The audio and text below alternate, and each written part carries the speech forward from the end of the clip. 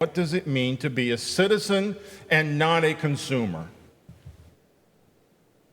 So we get to this text in Acts, and when you start to read it through this lens, you understand that 3,000 people were baptized. And we can be very triumphant about that, and we can say 3,000 people were baptized. Well, what happens is that 3,000 people step up and say, we want to be in the kingdom of heaven. We want to be citizens. Now, that's a glorious thing, right?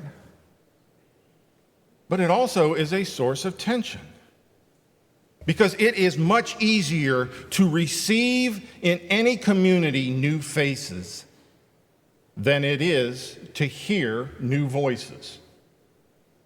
And that is particularly true if those voices are diverse. And these voices are diverse.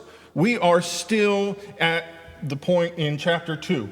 We are not far removed from the text about Pentecost, where it tells us that among these 3,000 are Parthians, Medes, and Elamites, residents of Mesopotamia, Judea and Cappadocia, Pontus and Asia, Phrygia and Pamphylia, Egypt, and parts of Libya near Cyrene, visitors from Rome, Cretans, and Arabs. This is a diverse community, and it can be very hard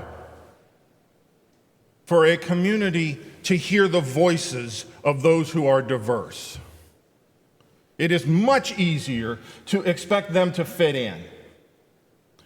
And I think that we come to this text assuming that 3,000 people were baptized and they fit into the church.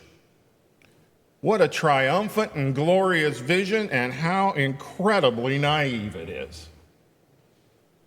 3,000 people came and they want to contribute. They want their voices heard. And this is going to roil through the church, let me tell you, because they have different customs.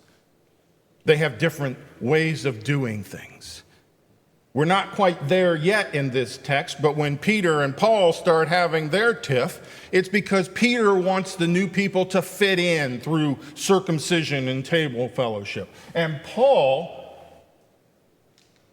is content with them to be citizens and hear their voices as they are. This is how God created them. This is who they are. This is how God called them. We will hear them as they are. And that is a much different vision of church.